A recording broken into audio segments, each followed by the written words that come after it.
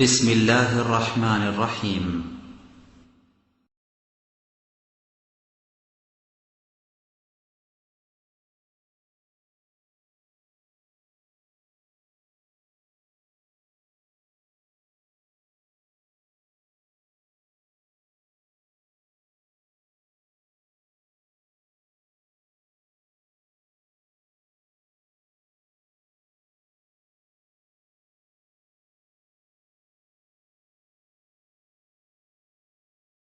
بسم الله الرحمن الرحيم ربنا الذي أعطى كل شيء خلقه ثم هدى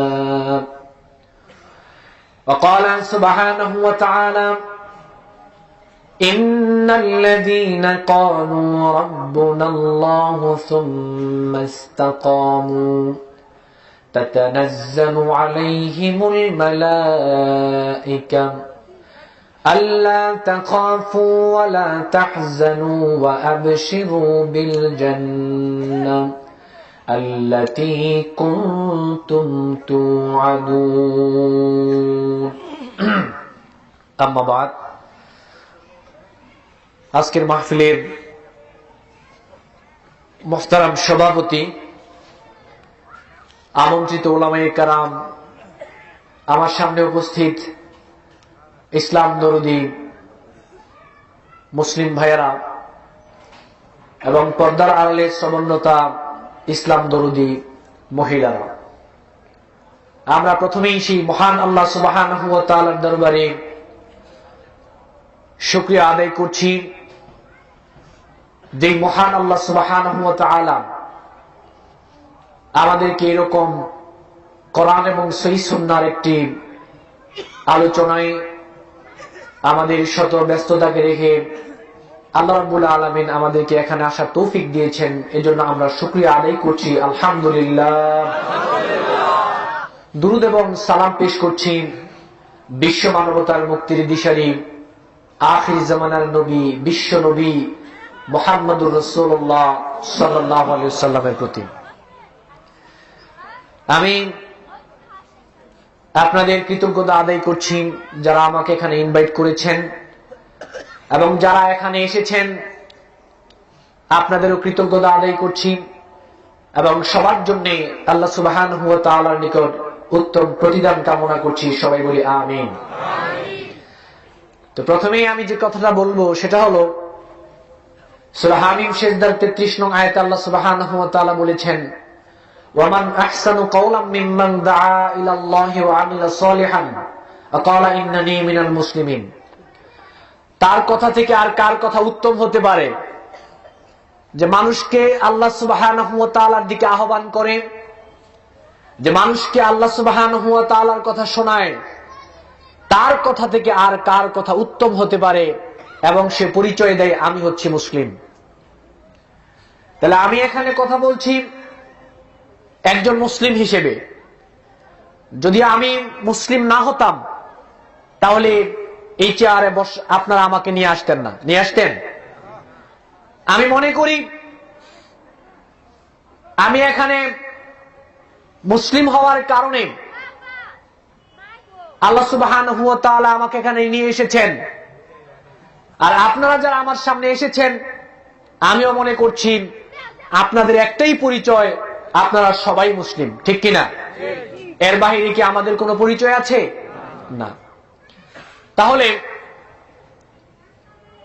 আমি আজকে আপনাদের সামনে যে বিষয় নিয়ে আলোচনা করব সেটা হলো পৃথিবীর প্রত্যেকটা মানুষকেই কবরে 3টা প্রশ্নের জবাব দিতে হবে। এই 3টা প্রশ্নের জবাব যদি কেউ দিতে পারে তাকে আরেকটা প্রশ্ন করা হবে। 3টা প্রশ্নের জবাব না দিয়ে কোন ব্যক্তি কবর থেকে মুক্তি পাবে না। কারা কারা এই 3টা প্রশ্নের জবাব দিতে পারবে? সবাই দিতে পারবে ব্যাপারটা এরকম নয়। আমরা সবাই এখানে এসেছি, সবাই দিতে পারবো ব্যাপারটা এরকম নয়। কারা কারা দিতে পারবে? কিরকম কোয়ালিটি থাকলে আপনি দিতে পারবেন, কিরকম গুণাগুণ থাকলে আমরা দিতে পারবো, এই ব্যাপারটা কোরআন এবং সহিহ সুন্নাহর আলোকে আমি আপনাদের সামনে তুলে ধরার চেষ্টা করব ইনশাআল্লাহ। সূরা মুলকের 2 নং আয়াতে আল্লাহ সুবহানাহু ওয়া তাআলা ঘোষণা করেছেন, বিসমিল্লাহির রহমানির রহিম, আল্লাযী খালাকাল মাউতা ওয়াল হায়াতা লিয়াবলুয়াকুম আইয়ুকুম আহসানু আমালা। জন্ম থেকে শুরু করে মৃত্যু পর্যন্ত মাঝখানে যে একটা সময় আল্লাহ সুবহানাহু ওয়া তাআলা আমাদেরকে দিয়েছেন, এটার একটাই টার্গেট, লিয়াবলুয়াকুম আইয়ুকুম আহসানু আমালা। তোমরা কতটুকু আল্লাহ সুবহানাহু ওয়া তাআলাকে মেনে চলো, কতটুকু আল্লাহ রাব্বুল আলামিনের গোলামি করো, দাসত্ব করো, এটা পরীক্ষা করার জন্যই আল্লাহ সুবহানাহু ওয়া তাআলা আমাদেরকে পৃথিবীতে পাঠিয়েছেন।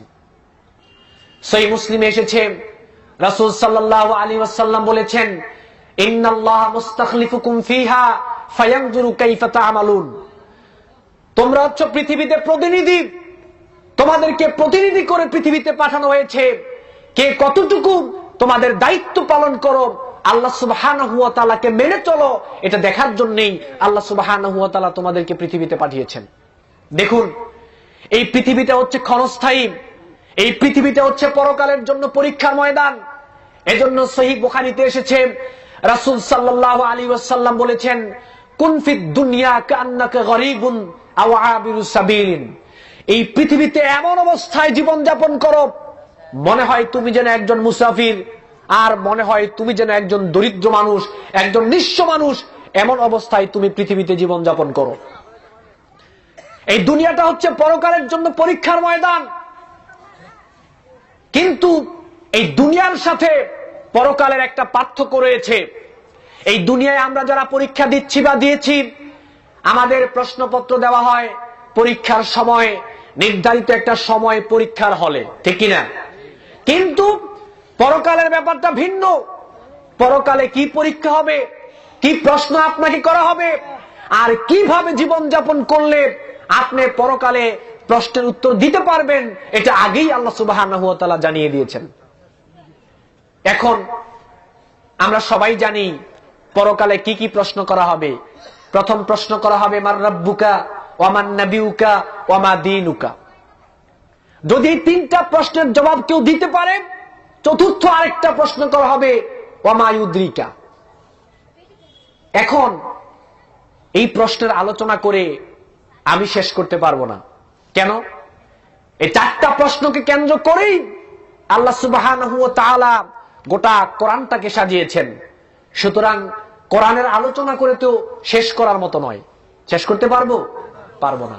এটা আল্লাহ সুবহানাহু ওয়া তাআলা সূরা কাহাফের 109 নং আয়াতে বলেছেন। আল্লাহ রাব্বুল আলামিন বলেন, কুল লাউ কানাল বাহরু মিদাদাল লিকালিমাতি রাব্বি লানাফিদাল বাহরু ক্বাবলা আন তানফাদা কালিমাতু রাব্বি ওয়ালাউ জিনা বিমিসলিহি মাদাদা।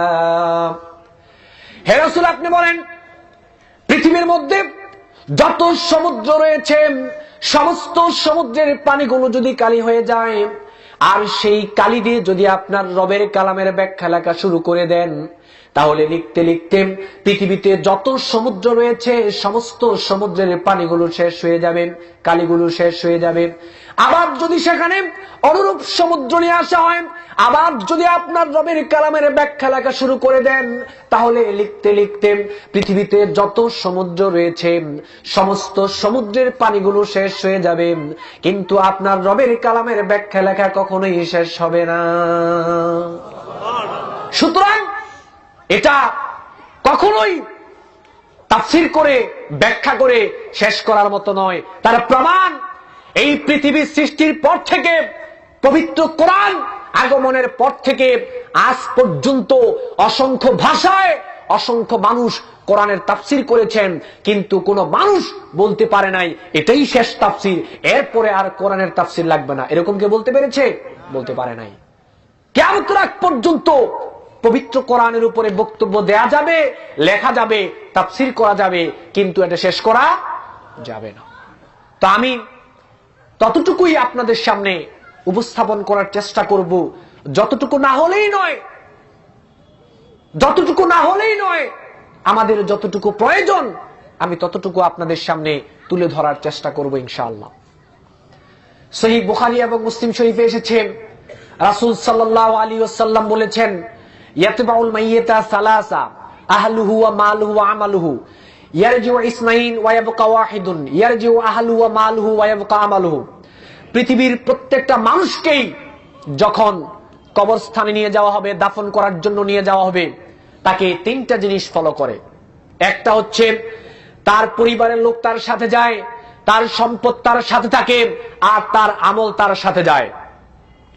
যখন তাকে দাফন করে রেখে আসা হয়, দুইটা জিনিস রিটার্ন তার থেকে চলে আসে, তার পরিবারের লোক তার থেকে চলে আসে, তার সম্পদ তার থেকে চলে আসে, কিন্তু কবরে তার সঙ্গী হয় একটা জিনিস, তার নাম হচ্ছে তার আমল। ঠিক কিনা? এখন এই আমলটা যদি দুনিয়ার জীবনে আপনার ভালো হয়, তাহলে কবরটা আপনার জন্য ভালো। আর যদি দুনিয়ার জীবনে আপনার আমল ভালো না হয়, তাহলে কবরটা আপনার জন্য মন্দ হয়ে যাবে। তিরমিজি শরীফে এসেছে, ওসমান রাদিয়াল্লাহু তাআলা আনহু থেকে বর্ণিত, ইজা ওয়াকাফা আলা কবরিন বাকা হাত্তা ইয়াবুল্লা লিহইয়াতাহু ফাকিলা লাহু তাযকুরুল জান্নাতা ওয়ান নার ফালা তাবকি ওয়া তাবকি মান হাযা।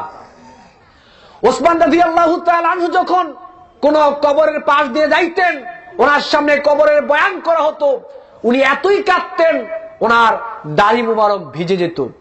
ওনাকে জিজ্ঞেস করা হলো, আপনার সামনে জান্নাতের কথা বলা হয়, জাহান্নামের কথা বলা হয়, আপনি এত কাঁদেন না, কিন্তু কবরের পাশ দিয়ে গেলে, কবরের বয়ান হলে আপনি এত কাঁদেন কেন? ওসমান রাদিয়াল্লাহু তাআলা আনহু বললেন, ও আমার সাথীরা শোনো, আল্লাহ রাসূল সাল্লাল্লাহু আলাইহি ওয়াসাল্লাম বলেছেন, ইন্নাল কবরা আউয়ালু মানজিলিন মিন মানাজিলিল আখিরাহ ফাইন নাজা মিনহু ফামা বা'দাহু আইসারু মিনহু ওয়া ইন লাম ইয়ানজু মিনহু ফামা বা'দাহু আশাদ্দু মিনহু। ও আমার সাথীরা শোনো, আমি কেন কবরের পাশ দিয়ে গেলে কাঁদি, কেন কবরের বয়ান শুনলে কাঁদি, একটু শোনো। আল্লাহর নবী বলেছেন, এই কবর হলো পরকালের জন্য প্রথম মঞ্জিল, প্রথম স্টেশনের নাম হচ্ছে কবর।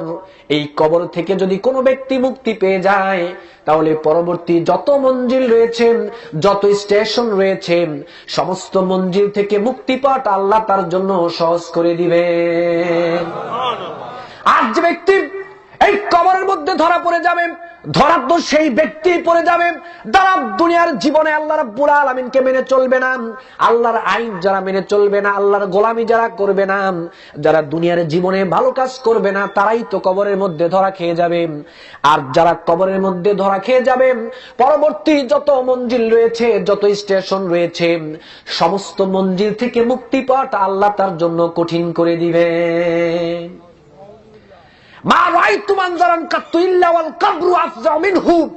আল্লাহ রাসূল বলেছেন, এই কবরের মধ্যে আমি এমন ভয়ানক দৃশ্য, ভয়ানক আযাব আমি নবী দেখেছি, অন্য কোথাও আমি এত ভয়ানক শাস্তি দেখি নাই।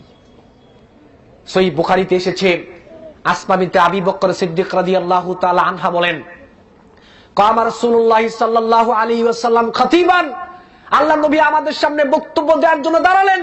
ফাযাকারা ফিতনাতুল কবরি আল্লাতী ইফতানু ফিহাল মারউ ফালাম্মা যাকারা যালিকা দাজ্জাল মুসলিমুনা দাজ্জাতান।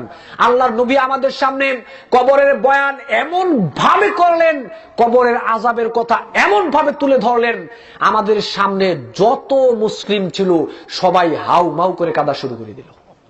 এত কঠিন ভাবে বিশ্বনবী কবরের ভয়ানক চিত্র সাহাবীদের সামনে তুলে ধরেছিলেন। এই কবরে পৃথিবীর প্রত্যেকটা মানুষকেই প্রথমে রাখা হবে।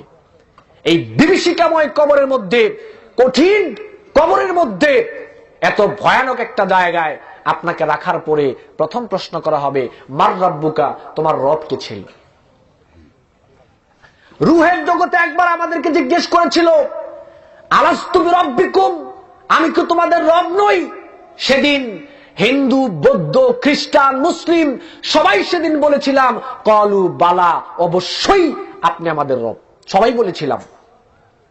আজকে এই দুনিয়াতে মুসলিম অমুসলিম সবাই জানে আমাদের রবকে। শুধুমাত্র এতটুকু জানলেই পরকালে মার রাব্বুকা প্রশ্নের জবাব দেওয়া সম্ভব নয়। রবকে রবের মতো করে জানতে হবে, রবকে রবের মতো করে বুঝতে হবে, রবকে রবের মতো করে মানতে হবে। যারা এই দুনিয়ার জীবনে রবকে রবের মতো করে জানবে, যারা দুনিয়ার জীবনে রবকে রবের মতো করে বুঝবে, যারা দুনিয়ার জীবনে রবকে রবের মতো করে মানবে, তাদের দ্বারাই মার রাব্বুকা প্রশ্নের জবাব দেওয়া সম্ভব হবে। শুধুমাত্র ভাষা ভাষা জানবো, এতটুকু জানলেই পরকালে এই প্রশ্নের জবাব দেওয়া সম্ভব নয়। রব শব্দের অনেকগুলো অর্থ হতে পারে। আমি মূল কয়েকটা অর্থ আপনাদের সামনে বলছি, যাতে করে রবকে কিভাবে মানবেন এটা বুঝতে পারেন। রব শব্দের প্রথম অর্থ হচ্ছে সৃষ্টিকর্তা। যিনি গোটা সৃষ্টিকুলকে যিনি সৃষ্টি করেছেন তিনি হচ্ছেন রব। সূরা আলাকের 1 নং আয়াত আল্লাহ রাব্বুল আলামিন বলেন, ইকরা বিসমি রাব্বিকাল্লাযী খালাক, পড়ো তোমার সেই রবের নামে যিনি তোমাকে সৃষ্টি করেছেন।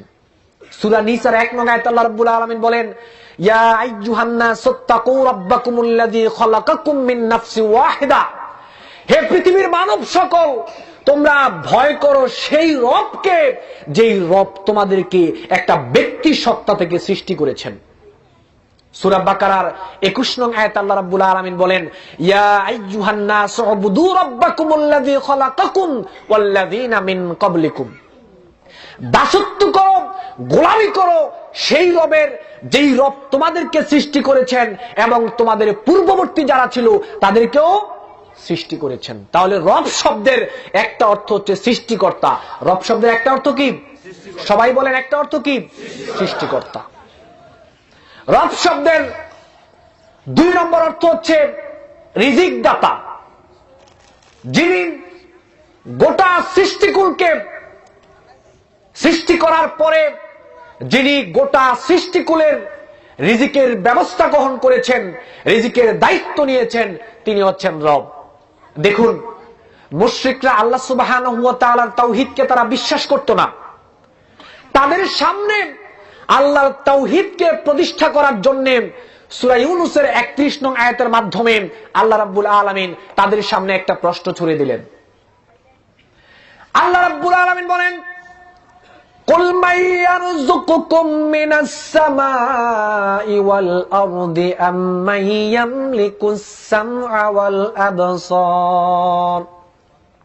হে নবী, আপনি তাদেরকে জিজ্ঞেস করেন, তারা আমার তাওহীদকে বিশ্বাস করে না, তারা আমার তাওহীদকে স্বীকার করে না। আপনি তাদেরকে জিজ্ঞেস করেন, আসমান এবং জমিন থেকে কে তাদেরকে রিজিক দান করে? তাদের কর্ণশক্তির মালিক কে? তাদের দৃষ্টিশক্তির মালিককে আপনি জিজ্ঞেস করেন, দেখবেন তারা অটোমেটিক জবাব দিবে, ফাসায়াকুলুনাল্লাহ, এই সমস্ত কিছুর মালিক হচ্ছেন আল্লাহ। আল্লাহ রাব্বুল আলামিন বলেন, ওয়ামা মিন দাব্বাতিন ফিল আরদি ইল্লা আলাল্লাহি রিজকুহা, জমিনে এমন কোন বিচরণশীল প্রাণী নাই।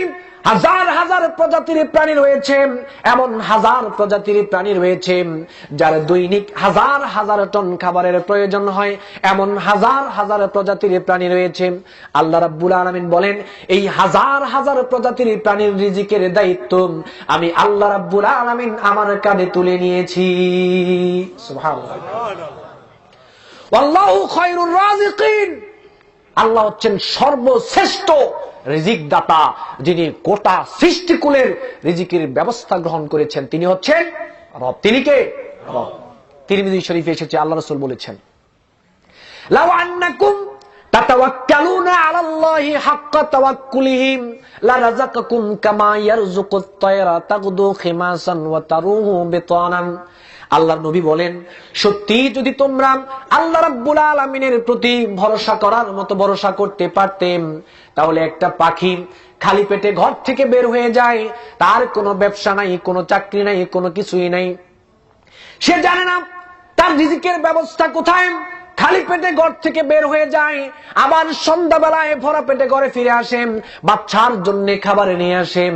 আল্লাহর নবী বলেছেন, সত্যি যদি তোমরা আল্লাহ রাব্বুল আলামিনের প্রতি ভরসা করার মতো ভরসা করতে পারতেন, তাহলে ওই পাখিকে রিজিক দেওয়ার মতোই আল্লাহ তোমাদের রিজিকের ব্যবস্থা করে দিতেন। সুতরাং গোটা সৃষ্টিকুলের যিনি রিজিকের দায়িত্ব নিয়েছেন তিনি হচ্ছেন রব। রব শব্দের 2 নম্বর অর্থ হচ্ছে রিজিক দাতা। রব শব্দের 3 নম্বর অর্থ হচ্ছে মালিক, যিনি গোটা সৃষ্টিকুলের মালিক। সূরা কুরাইশের মধ্যে আমরা পড়ি ফালইয়াবুদু রাব্ব হাযাল বাইত। আবার সূরা বাকারার মধ্যে আমরা বলি মালিক ইয়াউমিদ্দিন। রব শব্দের আরেকটা অর্থ হচ্ছে মালিক, যিনি গোটা সৃষ্টিকুলের মালিক, তিনি হচ্ছেন রব। রব শব্দের আরেকটা অর্থ হচ্ছে লালন পালন কর্তা, যিনি গোটা সৃষ্টিকুলকে লালন পালন করেন, তিনি হচ্ছেন রব। কিভাবে? এই যে দেখেন একটা প্যান্ডেল, এটাকে টানানোর জন্য কতগুলো ঠিয়া লেগেছে, খুঁটি লেগেছে, কিন্তু বিশাল আসমান, কেউ কি কোনোদিন দেখেছেন এটাকে ধরে রাখতে কোনো খুঁটি লেগেছে? কারো চোখে পড়েছে? চোখে পড়ে নাই। তাহলে এত বিশাল আসমান কে ধরে রেখেছেন? সবাই বলেন, কে ধরে রেখেছেন? আল্লাহ রাব্বুল আলামিন ধরে রেখেছেন। একটা হাঁসের বাচ্চা যখন জন্মগ্রহণ করে, আপনি তাকে আটলান্টিক মহাসাগরে ছেড়ে দেন, হাঁসের বাচ্চা দেখবেন সেখানেই চলতে পারবে। কে তাকে চলার শক্তি দিয়েছে সেখানে?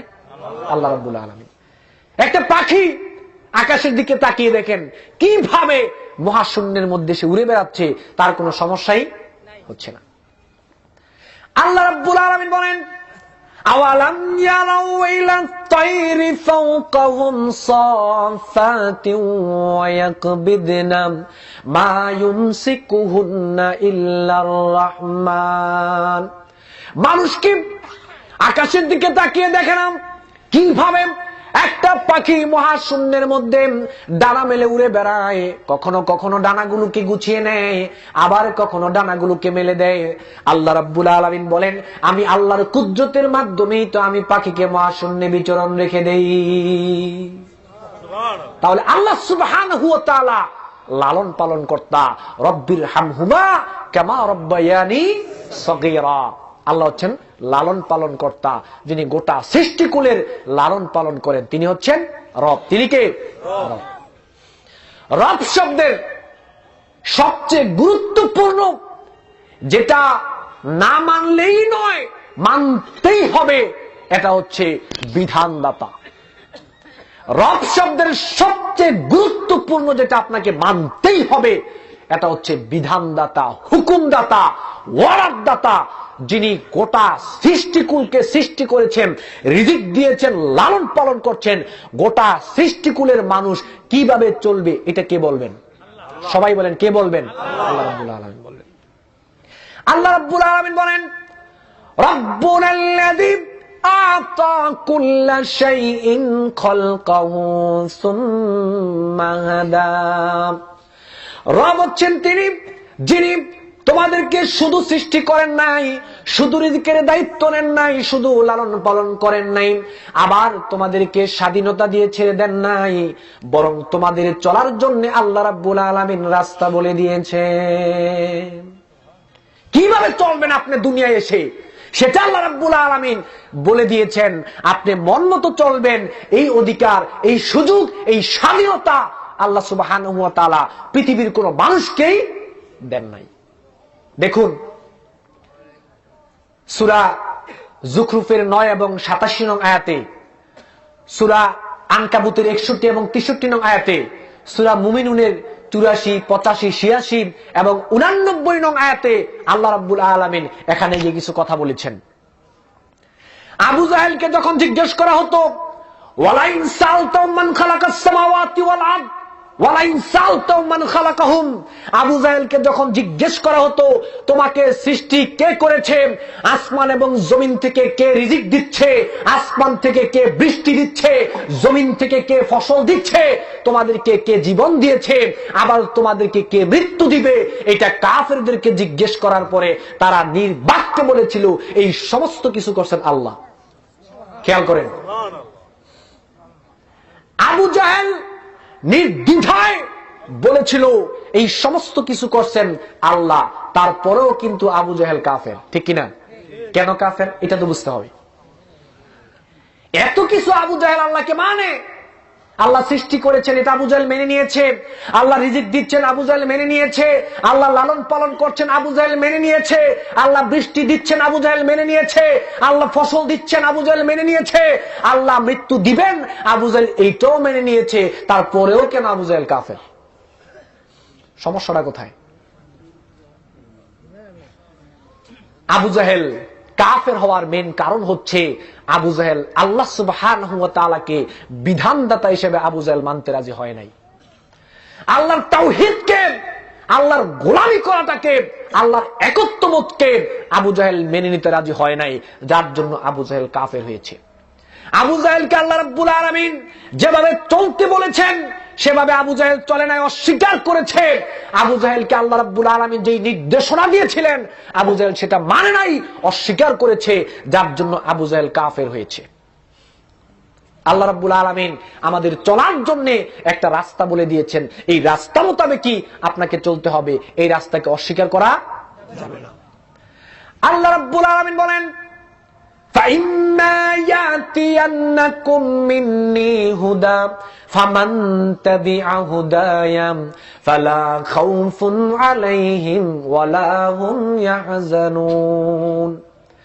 আদম এবং ইবলিসের মধ্যে যখন একটু সমস্যা সৃষ্টি হয়ে গেল, আল্লাহ রাব্বুল আলামিন বললেন, কুলনা বিতু মিনহা জামিআ, যাও এখান থেকে তোমরা নেমে যাও, তোমাদেরকে দুনিয়ায় পাঠানো হবে।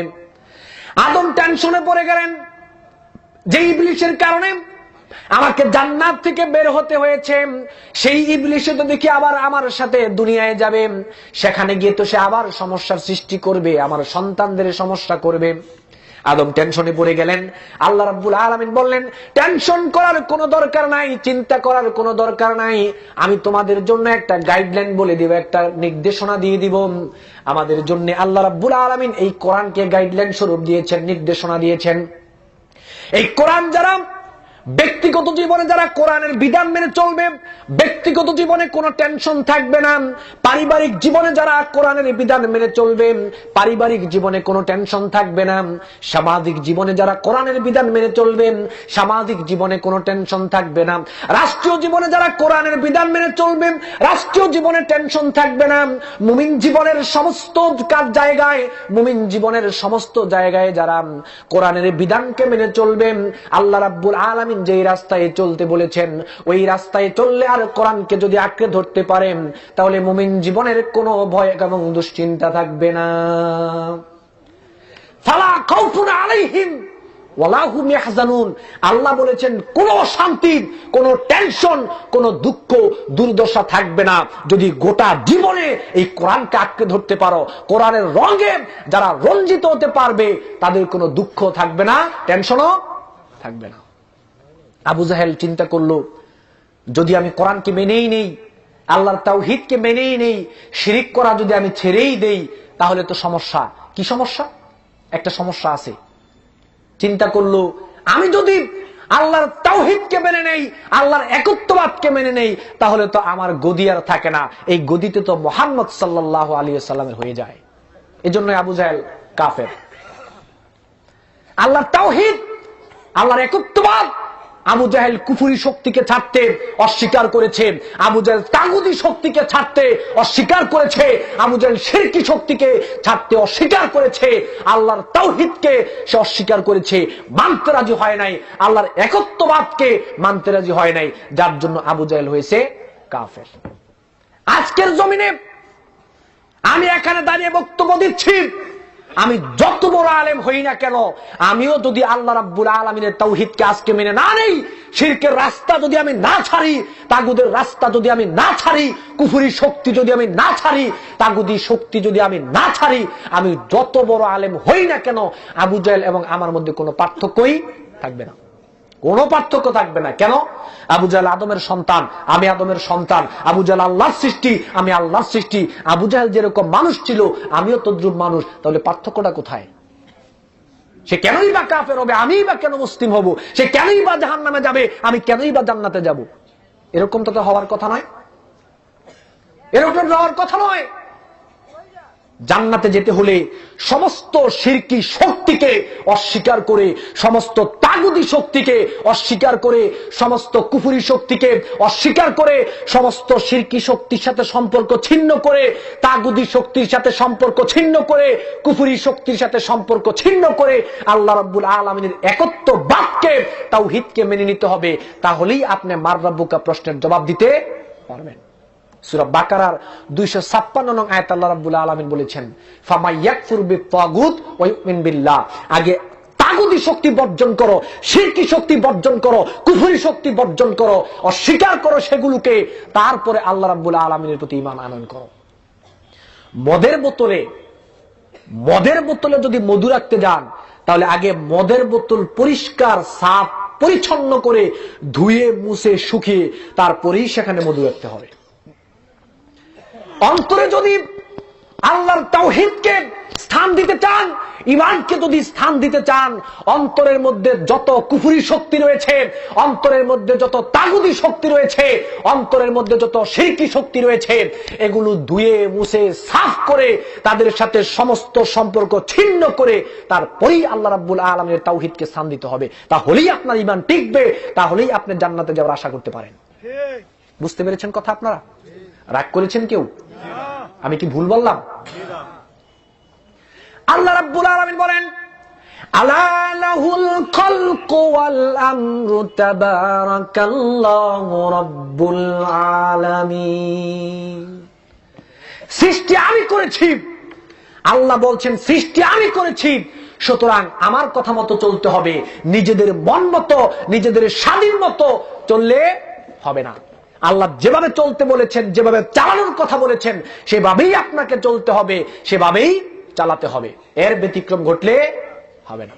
তাহলে মার রাব্বুকা প্রশ্নের জবাব দিতে পারবে তারা যারা এই দুনিয়ার জীবনে রবকে রবের মতো করে জানবে, রবকে রবের মতো করে বুঝবে, রবকে রবের মতো করে যারা মানবে, তারাই পরকালে মার রাব্বুকা প্রশ্নের জবাব দিতে পারবে। এটা আমার কথা না, আল্লাহ রাব্বুল আলামিন বলেছেন।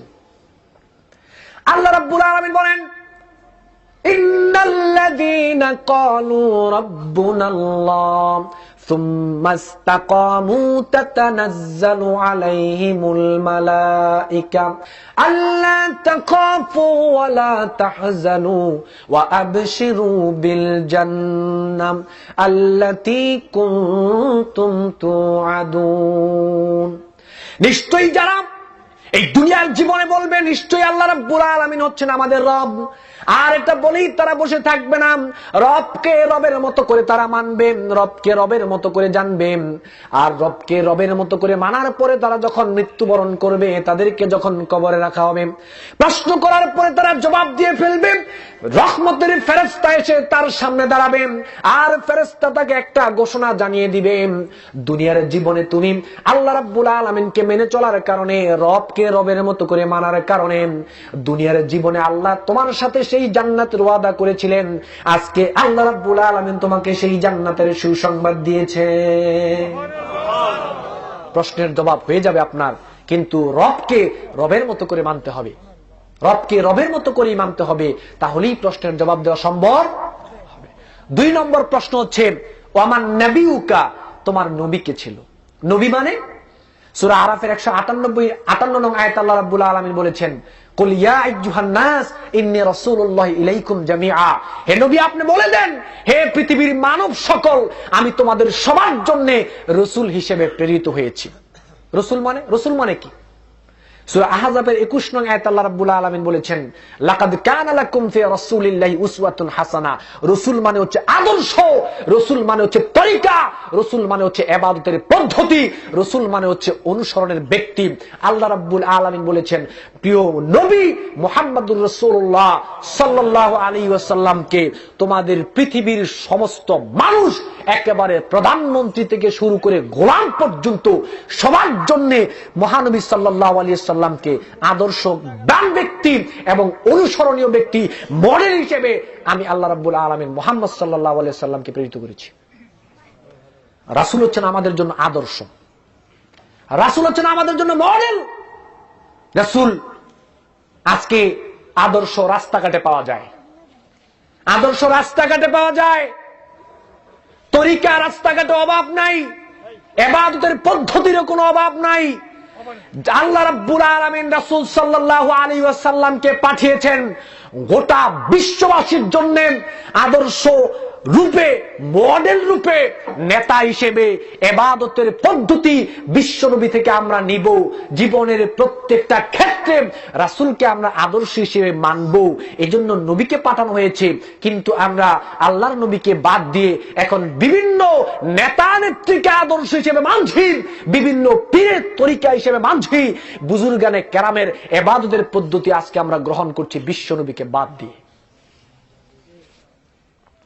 মুসনাদে আহমদে এসেছে এবং সুনানে দারিমিতে এসেছে, হাদিসটি সহিহ। আল্লাহ রাসূল বলেছেন, ওয়ালাউ বাদা আলাকুম মূসা ফাত্তাবাতুমুহু ওয়া তারাকতুমুনি লা দালালতুম আন সাওয়াইস সাবিল। আজকে যদি মুসা আলাইহিস সালাম আবির্ভূত হতেন, আর তোমরা যদি আমি মুহাম্মদকে বাদ দিয়ে মুসা আলাইহিস সালামকে নেতা হিসেবে মানতে, মুসা আলাইহিস সালামকে আদর্শ হিসেবে মানতে, মুসা আলাইহিস সালামের তরিকায় চলতে, মুসা আলাইহিস সালামের পদ্ধতিতে ইবাদত করতে, আমি নবীকে বাদ দিয়ে, আল্লাহর নবী বলেছেন নিশ্চিত তোমরা গোমরা হয়ে যেতে। মুসা আলাইহিস সালামের ব্যাপারে বলেছেন, ওয়ালাউ কানা মুসা হাইয়ান ওয়া আদরাকা নবুওয়াতি লা তুবানিন। আল্লাহর নবী বলেছেন আজকে যদি মুসা আলাইহিস সালাম জীবিত থাকতো, আমি মুহাম্মদকে নেতা মানা ছাড়া, আমি মুহাম্মদের আদর্শ চলা ছাড়া, আমি মুহাম্মদের তরিকা মানা চলা ছাড়া, আমি মুহাম্মদের ইবাদতের পদ্ধতি গ্রহণ করা ছাড়া মুসা আলাইহিস সালামের জন্য বিকল্প কোনো রাস্তা খোলাই ছিল না। কিসের আপনার নেতা নেত্রী, কিসের আপনার পীর বুজুর্গ, কিসের কি আবার? মুসা আলাইহিস সালামের যেখানে কোনো বেল নেই, সেখানে তো এগুলো তো আরো তুচ্ছ। রাসূল সাল্লাল্লাহু আলাইহি সাল্লাম হচ্ছেন আমাদের জন্য আদর্শ। আদর্শ তিনি এমন একজন ব্যক্তি, তার জীবন চরিত্রটা এমন, যাকে আপনি জীবনের সমস্ত দিক দিয়ে অনুসরণ করতে পারবেন, এমন একটা জীবন আল্লাহর নবীকে আল্লাহ রাব্বুল আলামিন দান করেছেন। সূরা কালামের ৪ নং আয়াত খুলে দেখেন, আল্লাহ রাব্বুল আলামিন বলেছেন, ওয়া ইন্নাকা লাআলা খুলুকিন আযীম। হে রাসূল, আপনার চরিত্র উত্তম, মহত্তম চরিত্রের উপরে আমি আল্লাহ রাব্বুল আলামিন আপনাকে প্রতিষ্ঠিত রেখেছি। সুবহানাল্লাহি ওয়া বিহামদিহি। আযীম শব্দ ব্যবহার করেছেন, এটা আল্লাহর সিফতি নাম। রাসূলের চরিত্রের ক্ষেত্রে আল্লাহ রাব্বুল আলামিন আযীম শব্দ ব্যবহার করেছেন। আরবিতে আরিদ, আরিদ বলা হয় চওড়া। কেমন চওড়া? যেটা মাপার যন্ত্র রয়েছে, ফিতা রয়েছে। কিন্তু আযীম বলা হয় এমন চওড়া, এমন প্রশস্ত, যেটা মাপার কোন যন্ত্র নাই। আল্লাহ রাব্বুল আলামিন বলেছেন, ওয়া ইন্নাকা লাআলা খুলুকিন আযীম। হে নবী, আপনাকে আমি এমন চরিত্র দান করেছি, যেই চরিত্র মাপার যন্ত্র, আপনার চরিত্র এত প্রশস্ত, আপনার চরিত্র এত প্রশস্ত, যেটা মাপার যন্ত্র আসমানের নিচে জমিনের উপরে নাই। এমন চরিত্র আল্লাহ রাব্বুল আলামিন আল্লাহর রাসূলকে দান করেছেন। তারপরেই তো আমাদেরকে বলা হয়েছে এখন তোমরা রাসূলকে আদর্শ হিসেবে মানো। আয়েশা রাদিয়াল্লাহু তাআলা আনহাকে জিজ্ঞেস করা হয়েছিল রাসূলের চরিত্র সম্পর্কে, মুসনাদ আহমদে এসেছে। আয়েশা রাদিয়াল্লাহু তাআলা আনহা বললেন, কানা খুলুকাহুল কোরআন। এই গোটা কোরআনটাই হচ্ছে বিশ্বনবীর চরিত্র। সুবহানাল্লাহ। আজকে নরমাল একটা মানুষের জীবনী লেখে আরেকটা নরমাল মানুষ, কিন্তু বিশ্বনবীর জীবনী স্বয়ং আল্লাহ রাব্বুল আলামিন নিজে লিখেছেন। এমনিতেই খামাখা বলে নাই ওনাকে আদর্শ হিসেবে মানার জন্য। গোটা কোরআন বিশ্বনবীর চরিত্র। রাসূলের এমন কোন দিক নাই যেটা আল্লাহ রাব্বুল আলামিন কোরআনে তুলে ধরে নাই। আপনি যদি কোরআনকে জিজ্ঞেস করলো, কোরআন আল্লাহ রাব্বুল আলামিন রাসূলের পূর্বের অবস্থা সম্পর্কে আল্লাহ তোমাকে কিছু বলেছে? কোরআন বলবে, আলাম ইয়াজিদকা ইয়াতীমান ফাআওয়া ওয়া ওয়াজাদাকা দাল্লান ফাহাদা ওয়া ওয়াজাদাকা আইলান ফাআগনা। আপনি যদি কোরআনকে জিজ্ঞেস করেন, ও কোরআন রাসূলের নাম সম্পর্কে আল্লাহ তোমাকে কিছু বলেছে? কোরআন বলবে, ওয়ামা মুহাম্মাদুন ইল্লা রাসূল কাদ খালাত মিন কাবলিহি রাসূল। আপনি যদি কোরআনকে জিজ্ঞেস করেন, ও কোরআন রাসূলের স্ত্রী সন্তান সম্পর্কে আল্লাহ তোমাকে কিছু বলেছে? কোরআন বলবে, ইয়া আইয়ুহান নাবিয়্যু কুল্লি আজওয়াজিকা ওয়া বানাতিকা ওয়া নিসাইল মুমিনিন ইউদনিনা আলাইহিন্না মিন জালাবিহিন্না। আপনি যদি কোরআনকে জিজ্ঞেস করেন, কোরআন রাসূল যে কথা বলতেন এই কথা সম্পর্কে আল্লাহ তোমাকে কিছু বলেছে? কোরআন বলবে, মা ইয়ানতিকু আনিল হাওয়া ইন হুয়া ইল্লা ওয়াহয়ু ইউহা। আপনি যদি কোরআনকে জিজ্ঞেস করেন, কোরআন রাসূল যে চুপ থাকতো এই সম্পর্কে আল্লাহ তোমাকে কিছু বলেছে? কোরআন বলবে, লা তুহাররিক বি লিসানাকা লিতাআজালা বিহি ইন্না আলাইনা জামআহু ওয়া কুরআনাহু। আপনি যদি এই কোরআনকে জিজ্ঞেস করেন, কোরআন রাসূলের হাত সম্পর্কে আল্লাহ তোমাকে কিছু বলেছে, কোরআন বলবে ইন্নাল্লাযীনা ইউবাইউনাকা ইন্নামা ইউবাইউনাল্লাহ ইয়াদুল্লাহি ফাওকা আইদিহিম ওয়া মা রামাইতা ইয রামাইতা ওয়ালাকিন্নাল্লাহ রামা। আপনি যদি কোরআনকে জিজ্ঞেস করেন, কোরআন রাসূল কি দিয়া ঘুমাইতো, কোরআন বলবে ইয়া আইয়ুহাল মুযাম্মিলু কুমিল লাইলা ইল্লা কলিলা নিসফাহু আও ইনকুস মিনহু কলিলা। আপনি যদি কোরআনকে জিজ্ঞেস করেন, কোরআন রাসূল যে শহরে থাকতো ওই শহর সম্পর্কে আল্লাহ তোমাকে কিছু বলেছে, কোরআন বলবে লা উকসিমু বিহাযাল বালাদ ওয়া আনতা হিল্লুম বিহাযাল বালাদ ওয়া হাযাল বালাদিল আমিন। আপনি যদি কোরআনকে জিজ্ঞেস করেন, কোরআন রাসূলকে কি স্বরূপ পৃথিবীতে পাঠানো হয়েছে, কোরআন বলবে ওয়া মা আরসালনাকা ইল্লা রাহমাতাল লিল আলামিন ওয়া মা আরসালনাকা ইল্লা কাফাতাল লিন-নাসি বাশীরা ওয়া নাযীরা ইয়া আইয়ুহান নাবিয়্যু ইন্না আরসালনাকা শাহিদাও ওয়া মুবাশশিরা ওয়া নাযীরা ওয়া দাঈয়ান ইলাল্লাহি বিইذনি ওয়া সিরাজাম মুনিরা।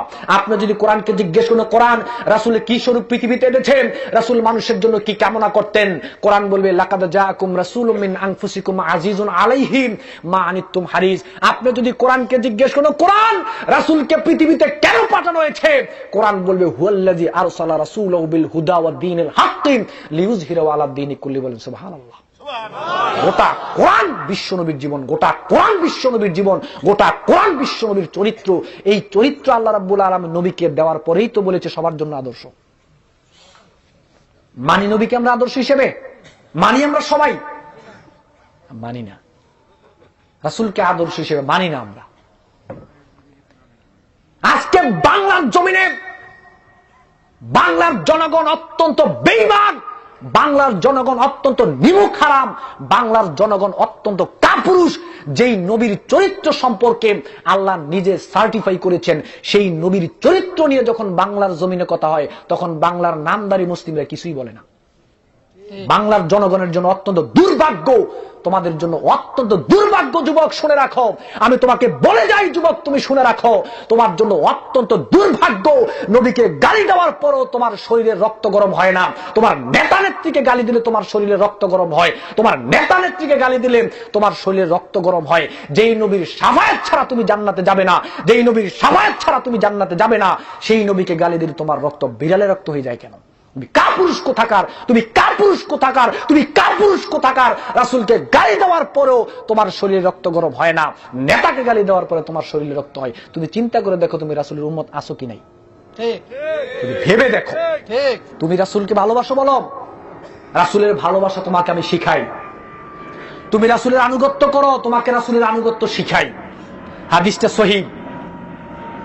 এক অন্ধ সাহাবী আল্লাহ রাসূল সাল্লাল্লাহু আলাইহি ওয়াসাল্লামের কাছে গিয়ে বলল, ইয়া রাসূলুল্লাহ, আমার এক দাসী ছিল, তার সাথে আমার মেলামেশা করার কারণে দুইটা সন্তান হয়েছে। আমি আমার স্ত্রীকে এত ভালোবাসি, নারী জগতে কোন নারীকে এত ভালোবাসি না যত ভালো আমার স্ত্রীকে বাসি। আমার সন্তানকে আমি এত ভালোবাসি, অন্য কাউকে আমি এত ভালোবাসি না। ইয়া রাসূলুল্লাহ, আমার স্ত্রী প্রায় সময় আপনাকে গালি দিত। সেদিন সে গালি দিয়েছে, আমি নিষেধ করেছি, সে আমার গালি শুনে নাই। আমি নিষেধ করেছি, সে আমার বারণ শুনে নাই। ইয়া রাসূলুল্লাহ, আমি একটা কোদাল নিয়ে তার পেটের উপরে চড়ে বসে একেবারে কোদাল দিয়ে আমি তাকে দ্বিখণ্ডিত করে দিয়েছি। ইয়া রাসূলুল্লাহ, আমার স্ত্রীকে আমি এত ভালোবাসি, নারী জগতে আমি কাউকে এত ভালোবাসি না। আমার স্ত্রীকে আমি এত ভালোবাসি, নারী জগতে আমি কাউকে এত ভালোবাসি না। আমি চাইতাম না আমার সন্তান মাহারা হোক, আমি চাইতাম না আমার সন্তান মাহারা হোক, কিন্তু ইয়া রাসূলুল্লাহ, সে আপনাকে গালি দিয়েছে, আমি তাকে একেবারে দ্বিখণ্ডিত করে রেখে এসেছি। কাপুরুষ কোথাকার! তুমি দাবি করো কিভাবে তুমি রাসূলের উম্মত? তোমার নেতা নেত্রীকে গালি দিলে তোমার শরীরে আগুন জ্বলে যায়, তুমি বিশ্ব নবীকে গালি দেওয়ার পরে তুমি বিড়াল হয়ে যাও কেন? দেখি পরকালে রাসূল তোমাকে শাফায়াত করে কিনা। এত সোজা নয়। সহিহ বুখারী মুসলিম এসেছে, লা ইউমিনু আহাদুকুম হাত্তা আকুনা আহাব্বা ইলাইহি মিন ওয়ালিদিহি ওয়া ওয়ালাদিহি ওয়ান নাসি আজমাইন। ততক্ষণ পর্যন্ত আপনি ঈমানদার হতে পারবেন না যে পর্যন্ত না পৃথিবীর সমস্ত মানুষ থেকে, এমনকি পিতামাতা থেকেও সবচেয়ে বেশি ভালো আপনি নবীকে না বাসবেন, ততক্ষণ ঈমানদার হতে পারবেন না। তাহলে আপনাকে পরীক্ষা করি, আপনি ঈমানদার কিনা।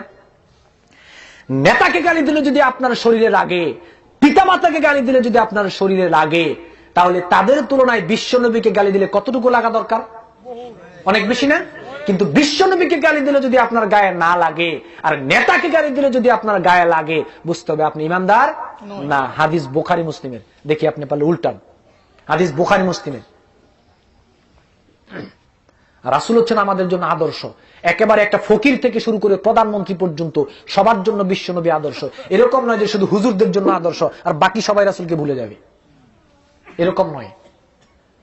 ওয়ামান নাবিউকা প্রশ্নের জবাব যদি আপনি দিতে চান, আপনি প্রধানমন্ত্রী হয়েছেন সেটা আমার দেখার ব্যাপার নয়, আপনি বড় আলেম হয়েছেন সেটা আমার দেখার ব্যাপার নয়, প্রত্যেকটা মানুষের জন্য আল্লাহর রাসূল হচ্ছেন আদর্শ।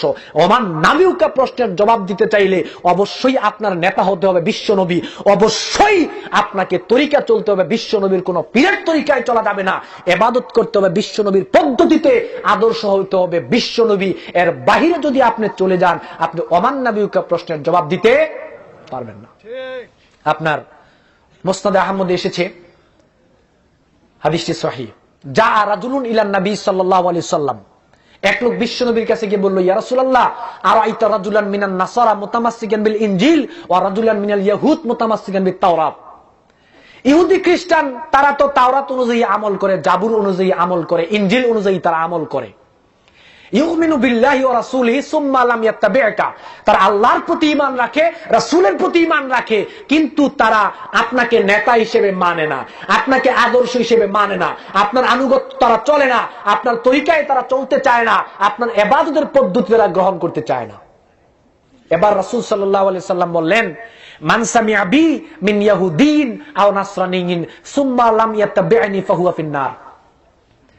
পৃথিবীর যে কোনো মানুষের কাছে যদি আমার দাওয়াত পৌঁছে থাকে, আমার কথা যদি তারা শুনে থাকে, আর আমার দাওয়াত পৌঁছানোর পরে সে যদি আমার প্রতি ঈমান আনেন, আর ঈমান আনার পরে যদি সে আমাকে নেতা হিসেবে না মানে, ঈমান আনার পরে যদি সে আমাকে আদর্শ হিসেবে না মানে, ঈমান আনার পরে যদি সে আমার তরিকায় না চলে, ঈমান আনার পরে যদি আমি নবীর পদ্ধতিতে সে ইবাদত না করে, ফাহুয়া ফিন-নার, সে যত বড় ব্যক্তি হোক না কেন তার থাকার জায়গা জাহান্নাম, তার থাকার জায়গা জাহান্নাম। দেখি আপনাকে জান্নাতে কে নেই? আপনার নেতা হবে আরেকজন, আদর্শ হবে আরেকজন, চলবেন অন্য তরিকায়, ইবাদত করবেন অন্য পদ্ধতিতে, আবার দাবি করবেন আপনি রাসূলের উম্মত। দেখি আপনাকে কে জান্নাতে নেয়? সহিহ বুখারীতে এসেছে, কুল্লু উম্মতি ইয়াদখুলুনাল জান্নাহ ইল্লা মান আবা, কিলা ওয়া মান ইয়াবা ইয়া রাসূলুল্লাহ। সমস্ত উম্মত জান্নাতে যাবে, সমস্ত উম্মত জান্নাতে যাবে, তারা যাবে না যারা রাসূল সাল্লাল্লাহু আলাইহি ওয়াসাল্লামের অবাধ্য হয়েছে, অস্বীকার করেছে। মান আতানি দাখালাল জান্নাহ ওয়া মান আসানি ফাকাদ আবা। যার নেতা হবে বিশ্বনবী, যার নেতা হবে বিশ্বনবী, যার আদর্শ হবে বিশ্বনবী, যে তরিকায় চলবে বিশ্বনবীর, যে নবীর পদ্ধতিতে ইবাদত করবে সেই জান্নাতে যাবে, যে নবীর পদ্ধতিতে ইবাদত করবে সেই জান্নাতে যাবে, যে নবীর তরিকায় চলবে সেই জান্নাতে যাবে। এর ব্যতিক্রম ঘটলে সে জাহান্নামে যাবে। হাদিস বুখারীর, হাদিস বুখারীর। ওমান নাবিউকা প্রশ্নের জবাব দিতে পারবেন না যে পর্যন্ত না বিশ্ব নবীকে নেতা হিসেবে না মানবেন, নবীকে আদর্শ হিসেবে না মানবেন। জীবনের প্রত্যেকটা ক্ষেত্রে নবীর তরিকায় যদি আপনি না চলেন, নবীর পদ্ধতিতে যদি আপনি ইবাদত না করেন, আপনার মুখে যত বড় দাড়ি থাকুক, আপনার গায়ে যত সুন্দর জামা থাকুক, আপনি যত বড় আল্লাহওয়ালা হন না কেন, আপনার থাকার জায়গা জাহান্নাম। হাদিস বুখারী মুসলিমের। এখন আমাদের অবস্থা হয়েছে এইরকম, রাসূল সাল্লাল্লাহু আলাইহি ওয়াসাল্লামের আদর্শকে দুই একটা ক্ষেত্রে আমরা মানি, আর বাকি ক্ষেত্রে রাসূল সাল্লাল্লাহু আলাইহি ওয়াসাল্লামের আদর্শকে মানি না। ঠিক কিনা? ঠিক কিনা? আমি বলি যে আপনি চট্টগ্রাম যাবেন, এখন চট্টগ্রাম যেতে হলে টিকিট কাটতে হবে চট্টগ্রামের।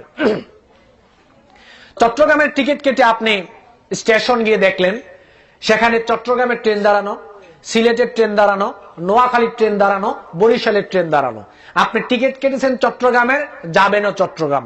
এখন আপনি স্টেশন গিয়ে যদি সিলেটের ট্রেনে উঠেন, চট্টগ্রামে যাওয়া সম্ভব? সারাদিন চললেও কি চট্টগ্রাম যাবে? যাবে না। প্রথম কথা। দ্বিতীয় কথা হলো, আপনি ট্রেনের ভিতরে কতটুকু উঠবেন, বা আপনি আল্লাহর প্রতি ঈমান এনেছেন মানে জান্নাতের টিকিট নিয়েছেন। এখন স্টেশন গিয়ে আপনি দেখলেন বিভিন্ন নেতা নেত্রীর আদর্শের ট্রেন দাঁড়ানো, পীরদের তরিকার ট্রেন দাঁড়ানো, বুজুর্গানে কেরামের ইবাদতের পদ্ধতির ট্রেন দাঁড়ানো, আবার রাসূলের আদর্শের ট্রেনও দাঁড়ানো, তরিকার ট্রেনও দাঁড়ানো। এখন আপনি কোন ট্রেনে উঠবেন? আল্লাহর প্রতি ঈমান এনেছেন, জান্নাতের টিকিট নিয়েছেন, এখন স্টেশনে এসে দেখলেন বিভিন্ন তরিকার ট্রেন, বিভিন্ন নেতার ট্রেন, বিভিন্ন আদর্শের ট্রেন দাঁড়ানো, আবার রাসূলের ট্রেনও দাঁড়ানো। এখন আপনি কার ট্রেনে উঠবেন? যদি রাসূলের আদর্শের ট্রেনে উঠেন, যদি রাসূলের তরিকার ট্রেনে উঠেন, যদি রাসূলের ইবাদতের পদ্ধতির ট্রেনে আপনি উঠেন, তাহলে এটা জান্নাতে যাবে। এর বাহিরে আপনি যত ট্রেনেই উঠেন না কেন, সেই ট্রেন দেখতে যতই সুন্দর হোক না কেন, সেই ট্রেন জান্নাতে যাবে না। সারাদিন চলবে, সেটা যাবে শুধু জাহান্নামের দিকে, শুধু জাহান্নামের দিকে। এখন আপনি ট্রেনে কতটুকু উঠবেন? এক লোক দৌড় দিয়ে ট্রেনে উঠলো, তো ট্রেনে যেই লোক উঠলো, মনে করেন সে ভিতরে চলে গিয়েছে, তো ভিতরে চলে যাওয়ার পরে কিন্তু লোকটা নিরাপদ, ঠিক না? ট্রেনের ভিতরে উঠলে কিন্তু লোকটা নিরাপদ, বুঝেন নাই কথা? লোকটা নিরাপদ। এই লোকটা হলো মুমিন।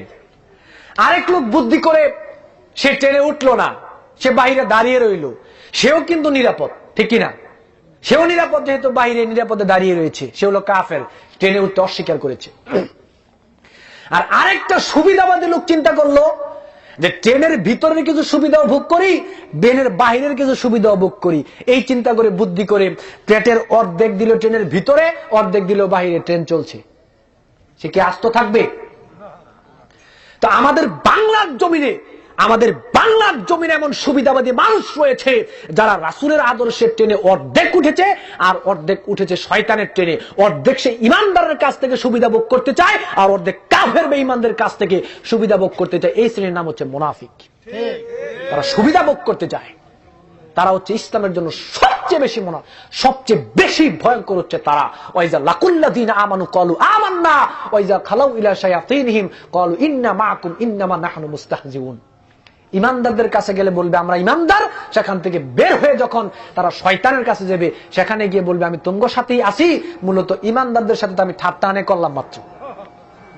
ওই যে ট্রেনের ভিতরে অর্ধেক ভিতরে গেল, অর্ধেক বাহিরে গেল, ভিতরের সুবিধাও চায়, বাইরের সুবিধাও চায়। আল্লাহ রাব্বুল আলামিন সূরা বাকারার মধ্যে বলেছেন সম্ভবত, ইয়া আইয়ুহাল্লাযীনা আমানু উদখুলু ফিস সিলমি কাফা। আল্লাহ রাব্বুল আলামিন বলেছেন জি না, অর্ধেক ট্রেনের ভিতরে আর অর্ধেক বাইরে চলবে না। জান্নাতে যেতে হলে ট্রেনের ভিতরে পরিপূর্ণই ঢুকতে হবে। সুবহানাল্লাহ। জান্নাতে যেতে হলে ট্রেনের ভিতরে পরিপূর্ণই ঢুকতে হবে, অর্ধেক ঢুকার কোনো সুযোগ নেই। তারপরে আরো সুবিধা রয়েছে। আরো সুবিধা কি? আজকে হাদিস পড়লাম, সম্ভবত তিরমিজিতে এসেছে বা মুসনাদে আহমদে আছে মনে হয়, হাদিসটা সহিহ। আল্লাহ রাসূল সাল্লাল্লাহু আলাইহি সাল্লাম বললেন, ইযা আদখালাল মাইয়াতাল কবরা, যখন মৃত ব্যক্তিকে কবরে নিয়ে যাবে, তখন তোমরা সবাই বলবে বিসমিল্লাহি ওয়া আলা মিল্লাতি রাসূলিল্লাহ, আল্লাহর নামে রাসূলের আদর্শের উপরে রেখে দিলাম। আচ্ছা, তো যাকে আপনি রাখতেছেন কবরের মধ্যে এই দোয়া পড়ে, সে কি দুনিয়ায় থাকতে রাসূলের আদর্শে চলতো? রাসূলকে নেতা হিসেবে মানতো, রাসূলের তরিকায় চলতো, রাসূলের পদ্ধতিতে ইবাদত করত, কিন্তু মারা যাওয়ার পরে তো ঠিকই দেখলাম আপনি রাসূলের আদর্শই তাকে রেখে দিলেন। এটা কোন শয়তানি বা এটা কোন ধোঁকা? তা আমি আমার ভাষায় বলি, কেউ মনে কিছু নিয়েন না, বোঝানোর জন্য বলছি। আওয়ামী লীগের অফিস থেকে ঘোষণা দিল, কেউ যদি আওয়ামী লীগ করে মারা যায় তাহলে কেন্দ্র থেকে তাকে 5 লক্ষ টাকা দেওয়া হবে। তো এই ঘোষণা চলছে, টাকাও দিচ্ছে। তো বিএনপির এক লোক সারা জীবন সে বিএনপি করত, তো বিএনপি করে মারা যাওয়ার পরে তার গার্জিয়ান ছিল খুব চালাক। সে চিন্তা করলো যে আওয়ামী লীগ তো বলেছে 5 লক্ষ টাকা দিবে, তো দেখি কোনো মতে আমার ছেলেকে বিএনপি থেকে আওয়ামী লীগ বানিয়ে 5 লক্ষ টাকা নেওয়া যায় কিনা। এই কথা বলে সে আওয়ামী লীগের অফিসে গিয়ে বললো যে ভাই, সারাটা জীবন আমার ছেলে আওয়ামী লীগ করেছে, সম্পদ নষ্ট করেছে, এমনকি জীবনও দিয়ে দিয়েছে, 5 লক্ষ টাকা দিয়ে দেন। তো হে যে বিএনপি করতো, আওয়ামী লীগ কি জানতো না? জানতো না? তো একে আওয়ামী লীগ থেকে 5 লক্ষ টাকা দিবে? হে তো 5 লক্ষ টাকা লোভে আনে আওয়ামী লীগ সাজলো। তো দুনিয়ার জীবনে আপনার নেতা রাসূল ছিল না, দুনিয়ার জীবনে রাসূল আপনার আদর্শ ছিল না, দুনিয়ার জীবনে আপনি রাসূলের তরিকায় চলেন নাই, দুনিয়ার জীবনে রাসূলের পদ্ধতিতে আপনি ইবাদত করেন নাই। মারা যাওয়ার পরে আপনি ঠিকই বলতেছেন রাসূলের আদর্শের উপর রেখে দিলাম। কেন? রাসূলের শাফায়াত ছাড়া তো জান্নাতে যাওয়া সম্ভব না। বেদশা দেখে তার কোনো উপায় নাই, বাধ্য হয়ে ছলনার আপনি আশ্রয় নিচ্ছেন। আল্লাহ কি এতই বোকা? আল্লাহ কি এতই বোকা? কি হবে আপনার অবস্থা দেখেন। আপনি তো ঠিকই চালাকি করলেন, এখন আল্লাহ রাসূল আপনার সাথে কি করবে? মুসলিম শরীফে এসেছে রাসূল সাল্লাল্লাহু আলাইহি সাল্লাম বলেছেন, ইন্নী ফারাতুকুম আলাল হাউদ মান মাররা আলাইয়া শারিবা ওয়া মান শারিবা লাম ইয়াজমা আবাদান লা ইয়ারিদান্না আলাইয়া আকওয়ামুন আরিফুহুম ওয়া ইয়ারিফুনি সুম্মা ইউহালু বাইনি ওয়া বাইনাহুম। হাউজে কাউসারের নিকট রাসূল সাল্লাল্লাহু আলাইহি সাল্লাম দাঁড়িয়ে থাকবেন, একদল যাবে তাদেরকে পানি পান করাইবেন, আরেক দল যাওয়ার পরে উপর থেকে একটা পর্দা এসে মাঝখানে পড়ে যাবে। অবাক কথা, আল্লাহ নবী বলবে, ইয়া রাব্বি ইন্নাহু মিন্নি, সে তো আমার উম্মত ছিল, সে তো আমার উম্মত ছিল। আল্লাহ রাব্বুল আলামিনের ফেরেশতারা জানাবে, ইন্নাকা লা তাদরি মা আহাদাসু বাদাকা। রাসূল, আপনি জানেন না, আপনি চলে আসার পরে তারা আপনার নিয়ম নীতি মানে নাই, আপনি চলে আসার পরে আপনাকে আদর্শ হিসেবে মানে নাই, আপনি চলে আসার পরে আপনাকে নেতা হিসেবে মানে নাই, আপনি চলে আসার পরে আপনার তরিকায় চলে নাই, আপনি চলে আসার পরে ইবাদতের পদ্ধতি আপনার থেকে নেয় নাই, নতুন আবিষ্কার করে আপনার শরীয়তকে উল্টো করে ফেলেছিল। এবার ওই যে আপনি যে ধোঁকা দিতে চেয়েছিলেন রাসূলকে, দেখেন রাসূল আপনাকে কি করবে? রাসূল বলবেন, সহকান সহকান, যা দূর হয়ে যা, এখন তোর জায়গা নেই। লাভ হলো? বিসমিল্লাহি ওয়া আলা মিল্লাতি রাসূলিল্লাহ যতই বলেন না কেন, কোন লাভ হবে না। যদি আপনি ওমান নাবিউকা প্রশ্নের জবাব দিতে চান, সমস্ত জনতাকে লক্ষ্য করে বলছি, দলমত নির্বিশেষে সবাইকে লক্ষ্য করে বলছি, নেতা হবে মুহাম্মদ সাল্লাল্লাহু আলাইহি সাল্লাম, আদর্শ হবে মুহাম্মদ সাল্লাল্লাহু আলাইহি সাল্লাম, তরিকা হবে মুহাম্মদ সাল্লাল্লাহু আলাইহি সাল্লামের, ইবাদতের পদ্ধতি নিতে হবে বিশ্ব নবী মুহাম্মদুর রাসূলুল্লাহ সাল্লাল্লাহু আলাইহি সাল্লামের থেকে। তাহলেই আপনি ওমান নাবিউকা প্রশ্নের জবাব দিতে পারবেন। এর ব্যতিক্রম ঘটলেই প্রশ্নের জবাব দেওয়া সম্ভব নয়। 3 নম্বর, ওমা দীনুকা, তোমার দিন কি ছিল? দিন মানে, খেয়াল করেন, দিন মানে ধর্ম। ধর্ম মানে কি হিন্দু ধর্ম? ধর্ম মানে কি খ্রিস্টান ধর্ম? ধর্ম মানে কি বৌদ্ধ ধর্ম? ধর্ম মানে কি ধর্ম? ইসলাম ধর্ম। ইসলাম ধর্ম মানে নিয়ম নীতি। বুঝে যান আজকে, ইসলাম ধর্ম মানে নিয়ম নীতি। হিন্দু ধর্ম একটা নিয়ম নীতির নাম, তবে এই ধর্মের নিয়ম নীতিটা আল্লাহ দেন নাই। খ্রিস্টান ধর্ম একটা নিয়ম নীতির নাম, এই নিয়ম নীতিটা আল্লাহ দেন নাই। বৌদ্ধ ধর্ম একটা নিয়ম নীতির নাম, এই নিয়ম নীতিটা আল্লাহ দেন নাই। কিন্তু ইসলাম ধর্ম একটা নিয়ম নীতির নাম, এই নিয়ম নীতিটা দিয়েছেন আল্লাহ সুবহানাহু ওয়া তাআলা। কেন দিয়েছেন? নিয়ম নীতি দিয়ে কি কোরআনে পড়ে আর চুমু খাওয়ার জন্য নিয়ম নীতি দিয়েছেন? জীবনের প্রত্যেকটা ক্ষেত্রে আপনি টয়লেটে যাবেন, এটার একটা নিয়ম রয়েছে। আপনি টয়লেটে যাবেন, এটারও একটা নিয়ম রয়েছে। আপনি টয়লেটে কিভাবে যাবেন, এই নিয়মটা আল্লাহ দিয়েছে, এটা নাম ইসলাম। এই স্ত্রী সহবাস করবেন, এখানেও ইসলাম নিয়ম দিয়েছে আল্লাহ রাব্বুল আলামিন, এটার নাম ইসলাম। ব্যবসা করবেন, কোন নিয়ম নীতিতে ব্যবসা করবেন, এটা আল্লাহ রাব্বুল আলামিন নিয়ম দিয়েছেন। এখানে 2টা নিয়ম আছে, একটা হলো শয়তানের নিয়ম, একটা আল্লাহর নিয়ম। খেয়াল করেন, জীবন চলার সকাল থেকে শুরু করে রাত্র পর্যন্ত, জন্ম থেকে শুরু করে মৃত্যু পর্যন্ত 2টা নিয়ম রয়েছে আপনার জন্য, আপনার অবকাশ রয়েছে। একটা নিয়ম হচ্ছে শয়তানের নিয়ম নীতি, আরেকটা নিয়ম নীতি হচ্ছে আল্লাহর নিয়ম নীতি। একটা নিয়ম নীতি হচ্ছে শয়তানের নিয়ম নীতি, আরেকটা নিয়ম নীতি হচ্ছে আল্লাহর নিয়ম নীতি। এখন আপনি মানবেন কারটা? ব্যবসার 2টা নিয়ম নীতি, একটা হারাম নিয়ম নীতি, একটা হালাল নিয়ম নীতি। হালাল নিয়ম নীতিটা আল্লাহ দিয়েছেন, আর হারাম নিয়ম নীতি যে শয়তানে দিয়েছেন। এখন এখানে যদি আপনি হারাম নিয়ম নীতি মানেন, তাহলে আপনি আল্লাহকে অবাদ দিয়ে শয়তানেরটা মানলেন। দেখি ও আমার দিনুকা প্রশ্নের জবাব আপনাকে কে দেওয়ায়? ধর্ম মানে নিয়ম নীতি, যেই নিয়ম নীতি আল্লাহ সুবহানাহু ওয়া তাআলা উপর থেকে দিয়েছেন। পা থেকে শুরু করে মাথা পর্যন্ত চলবে আল্লাহর নিয়ম নীতি, জন্ম থেকে শুরু করে মৃত্যু পর্যন্ত চলবে আল্লাহর নিয়ম নীতি, রান্নাঘর থেকে শুরু করে সংসদ পর্যন্ত জীবনের প্রত্যেকটা জায়গায় চলবে আল্লাহর নিয়ম নীতি। আল্লাহ যেই কাজ যেভাবে করতে বলেছেন, আপনি সেই কাজ সেভাবে করবেন, তাহলেই আপনি ওয়ামা দিনুকা প্রশ্নের জবাব দিতে পারবেন। সূরা আল ইমরানের 19 নং আয়াতে আল্লাহ বলেছেন, ইন্নাদ দীনা ইনদাল্লাহিল ইসলাম, নিশ্চয়ই আল্লাহর কাছে গ্রহণযোগ্য হচ্ছে আল্লাহর দেওয়ার নিয়ম নীতি। বলেন সুবহানাল্লাহ। সূরা আল ইমরানের 85 নং আয়াত আল্লাহ বলেছেন, ওয়া মাইয়াবতাগি গায়রাল ইসলামি দীনান ফালাই ইউকবালা মিনহু ওয়া হুয়া ফিল আখিরাতি মিনাল খাসিরিন। আল্লাহর দেয়া নিয়ম নীতি যদি কেউ না মানেন, আল্লাহর দেয়া নিয়ম নীতি যদি কেউ না মানেন, তাহলে তার কাছ থেকে সেই নিয়ম নীতি গ্রহণ করা হবে না, পরকালে সে ক্ষতিগ্রস্তদের অন্তর্ভুক্ত হয়ে যাবে। নাউযুবিল্লাহি মিন যালিক। আমি আমার ভাষায় বলি, আল্লাহর নিয়ম নীতি যদি আমরা না মানি, আরেকজনের নিয়ম নীতি কিন্তু ঠিকই মানতেছি, ঠিক কিনা ভাই? আল্লাহর নিয়ম নীতি যদি আপনি না মানেন, অন্য আরেকজনের নিয়ম নীতি কিন্তু আপনি ঠিকই মানতেছেন। হতে পারে সেটা শয়তানের তৈরি করা নিয়ম নীতি আপনি মানছেন আল্লাহর নিয়ম নীতিকে বাদ দিয়ে। সহিহ মুসলিমে এসেছে, আল্লাহ রাসূল বলেছেন, যাকাতু আমাল ঈমান মান রাদিয়া বিল্লাহি রাব্বা ওয়া বিল ইসলামি দীনা ওয়া বি মুহাম্মাদিন নাবিয়্যা। যে ব্যক্তি এই ঘোষণা দিবে যে আমি আল্লাহ রাব্বুল আলামিনকে রব হিসেবে পেয়ে আমি খুশি, যেইভাবে রবের ব্যাখ্যা করলাম, রাসূলকে আদর্শ হিসেবে পেয়ে আমি খুশি, নেতা হিসেবে পেয়ে আমি খুশি, তরিকার মাধ্যম হিসেবে পেয়ে খুশি, ইবাদতের মানদণ্ড পেয়ে আমি খুশি, এবং দ্বীন ইসলামকে জীবনের প্রত্যেকটা ক্ষেত্রে নিয়ম নীতির মানদণ্ড হিসেবে পেয়ে আমি খুশি, এই ঘোষণা যদি কেউ দিতে পারে, তাহলে সেই তো মূলত ঈমানের স্বাদ উপভোগ করেছে। তিরমিজি শরীফে এসেছে, রাসূল সাল্লাল্লাহু আলাইহি সাল্লাম বলেছেন, মা মিন মুসলিমিন ইয়াকুল, যদি কোন মুসলিম সকাল সন্ধ্যায়, সালাসান ইযা আমসা ওয়া ইযা আসবাহা, সকাল এবং সন্ধ্যায় যদি কোন মুসলিম এই ঘোষণা দেয়, রাদিতু বিল্লাহি রাব্বা ওয়া বিল ইসলামি দীনা ওয়া বি মুহাম্মাদিন নাবিয়্যা, সকাল সন্ধ্যায় যদি এই ঘোষণা কেউ আল্লাহকে দেয় যে আল্লাহ আমি আপনাকে রব হিসেবে পেয়ে আমি খুশি, আমি ইসলামকে, দ্বীন ইসলামের যে নিয়ম নীতি রয়েছে এই নিয়ম নীতি পেয়ে আমি খুশি, আর রাসূলকে আদর্শ হিসেবে পেয়ে আমি খুশি, এই ঘোষণা যদি সকাল সন্ধ্যায় 3 বার কেউ দেয়, ইল্লা কানা হাক্কান আলাল্লাহি আইয়ুরদিয়াহু ইয়াউমাল কিয়ামা, তাহলে পরবর্তী পরকালে এমন ব্যক্তির উপরে সন্তুষ্ট হওয়া এটা আল্লাহর উপর ওয়াজিব হয়ে যাবে। আপনাকে ঘোষণা দিতে হবে আল্লাহকে রব হিসেবে পেয়ে আপনি খুশি, আর রাসূলকে আদর্শ হিসেবে পেয়ে আপনি খুশি, দ্বীন ইসলামকে জীবনের মানদণ্ড নিয়ম নীতি পেয়ে আপনি খুশি। আমরা কি বেজান নাকি সবাই? আমরা সবাই খুশি না? কথাটা আরেকবার বলে প্লেনের জন্য বোঝা যায় না।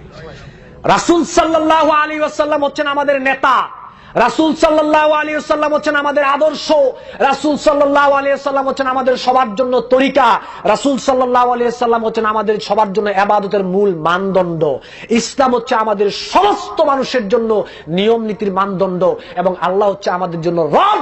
এই ঘোষণা যদি সকাল সন্ধ্যায় 3 বার কেউ দেয়, পরবর্তীকালে অপর রিওয়ায়াতে এসেছে ইল্লা দাখালাল জান্নাহ, আরেক রিওয়ায়াতে এসেছে ইল্লা কানা হাক্কান আলাল্লাহি আইয়ুরদিয়াহু ইয়াউমাল কিয়ামা, এমন ব্যক্তির উপরে সন্তুষ্ট হওয়া এটা আল্লাহর উপর ওয়াজিব হয়ে যাবে। আপর আরেক riwayate এসেছে এমন ব্যক্তিকে জান্নাতে প্রবেশ করানো আল্লাহর উপর দায়িত্ব হয়ে যাবে। তাহলে এই ঘোষণা কি আমরা দিতে পারবো না? অবশ্যই আমরা দিতে পারবো। এখন আপনাকে দেখেন সব ক্লিয়ার না? সবাই কি বুঝতে পেরেছেন না? মোটামুটি 3টা প্রশ্নের মানে কি বুঝতে পারেন নাই?